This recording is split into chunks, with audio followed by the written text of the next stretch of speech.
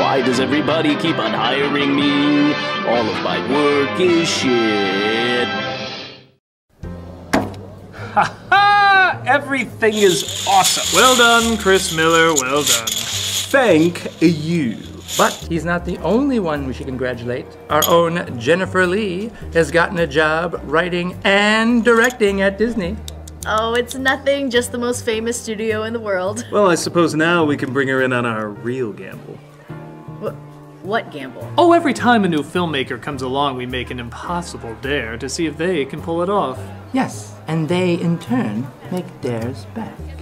Really? And seeing how you're the newcomer with Disney, I bet you can't make an animated film that points out all the faults of the past Disney films, has 2 female heroes, one of them a queen, Ooh. and have her sing a song so popular, even boys will be singing it. Ooh.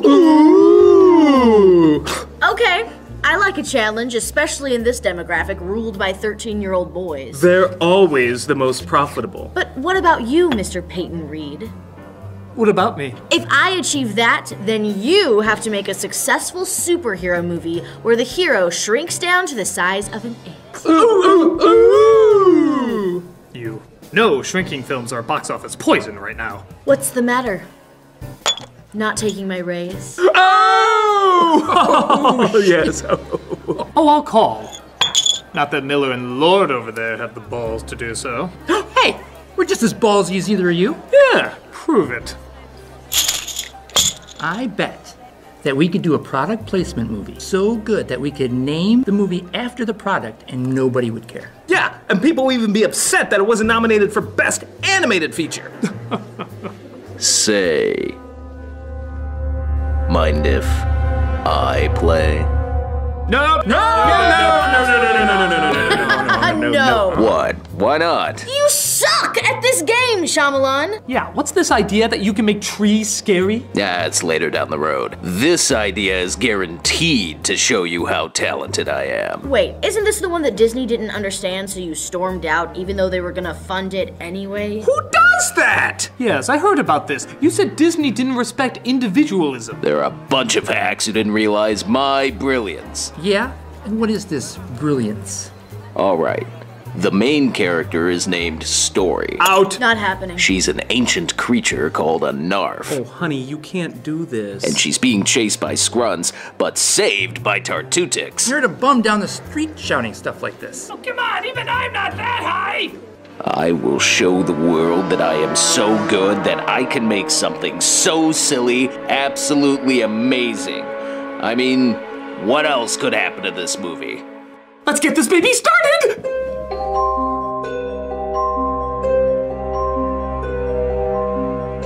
What made people see The Happening as Shyamalan's funniest so bad it's good film, I challenged them with the absolute mad ravings of Lady in the Water. Sure, it's slower and doesn't have quite as many silly performances, but the story is so insane, so ego-stroking, so freaking bizarre that if a well-known filmmaker's name wasn't attached to it, you'd swear it was written on the walls of a mental institution. There's so much to talk about, so let's not waste any time. Let's end Shyamalan month with my favorite bad movie of his, Lady in the Water. It starts off with the backstory of this seemingly simple fable. Once, man and those in the water were linked. They inspired us. Man listened, and it became real. But man does not listen very well. You just said they did. Man's need to own everything led him deeper into land. The world of man became more violent. War upon war played out, as there were no guides to listen to. Well, if they're so good at guiding people, how did they let this happen to begin with? A handful of their precious young ones have been sent. There are laws that are meant to keep the young ones safe, but they are sent at great risk to their lives. But wait, if there's laws to keep them safe, then why would they be a great risk? Sometimes men take matters into their own hands. That's not what you said, movie represented now by Jack Nicholson performance. You said they were safe, but now they're at great risk. So they shouldn't be in any danger, should they, movie? You snotty little bastard. Why don't you just end with how every humanity sucks story ends, saying how man has forgotten how to listen? Men have forgotten how to live. listen. Show us the way, movie. We know you have it, even though in the first 2 minutes you already have tons and tons of problems, but we have faith in you. We then cut to Paul Giamatti. He's some kind of creature. Tell her it's not a creature. There's no such thing as creatures. A creature's just something you can't identify. Like the tone of this movie.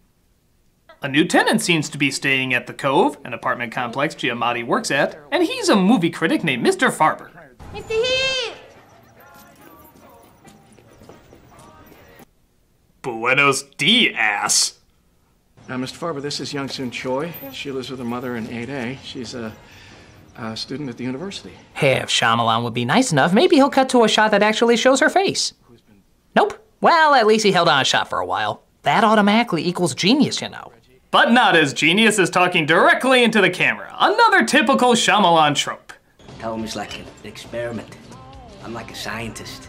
It's fascinating how greedy one can get with their artsiness. In most movies, these kind of shots are used sparingly to establish mood. But with Shyamalan, he uses it like how the director of Battlefield Earth uses tilted shots. Weird angles sometimes, weird angles always! We're brilliant! We're brilliant! Oh, we do the brilliant dance!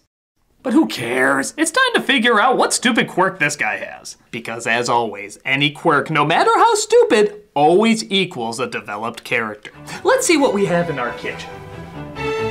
Let's see what we have here. You like hot dogs? Expired water? Ah, here we are, working out half of your body for no reason. Most people say, hey, what's wrong with you, Reggie? Why are you only working out on one side of your body? Remember, it doesn't need to make sense. You just have to say that director has a style, and therefore it's good. It's the law. Hey. Hey. It's a well-composed shot there.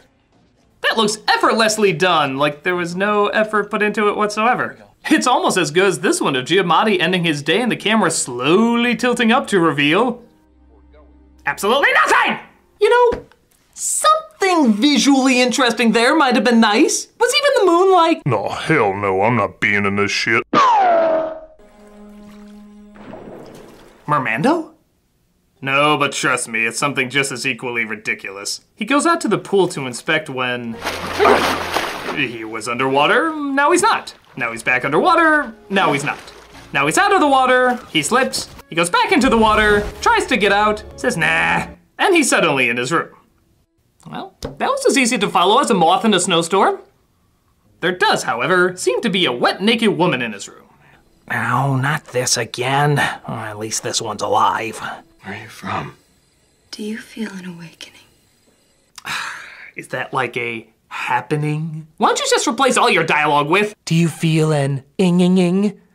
I don't even know your name. My name is Story. Oh yes, you heard that correctly. It's that kind of movie.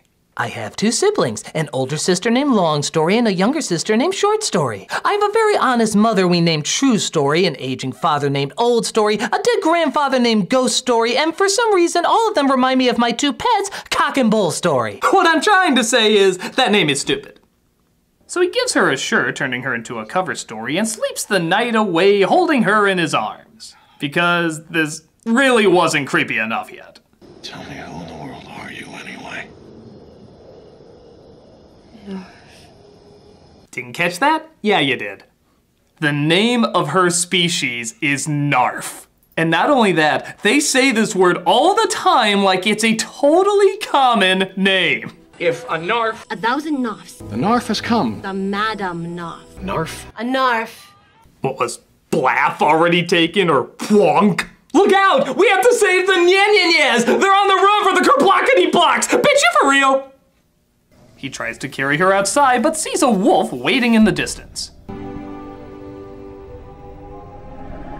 I serve the nothing, which apparently this film has an abundance of. What? What's going on? What? Pull!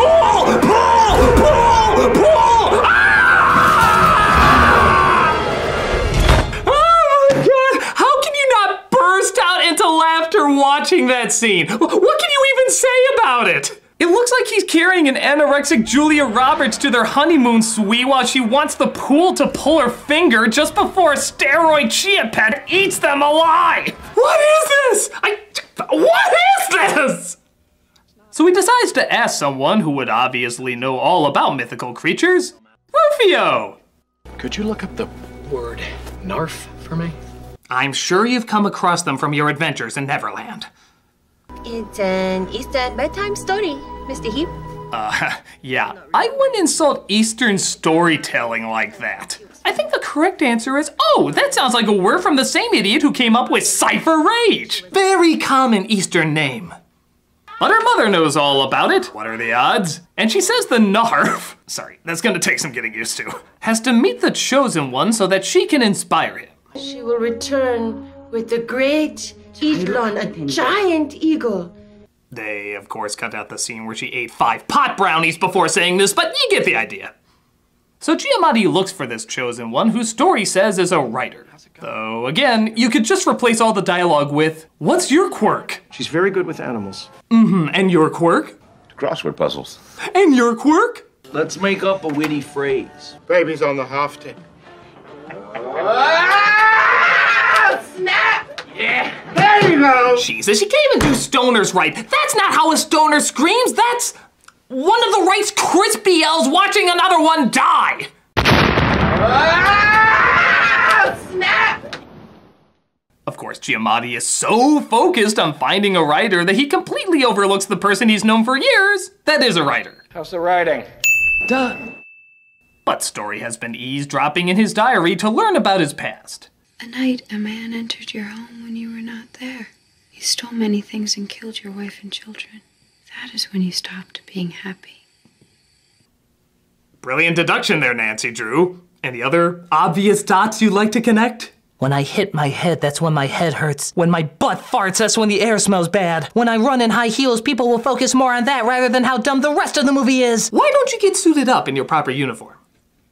But Giamatti introduces the writer to her, and take a wild guess who plays him. No, I sent in that form. That's right, the writer who really has lost his muse. Yeah, take a good look there, Shyamalan. That's the closest to Story you'll ever get. And have seemingly irrelevant and tedious dialogue that seems to regurgitate.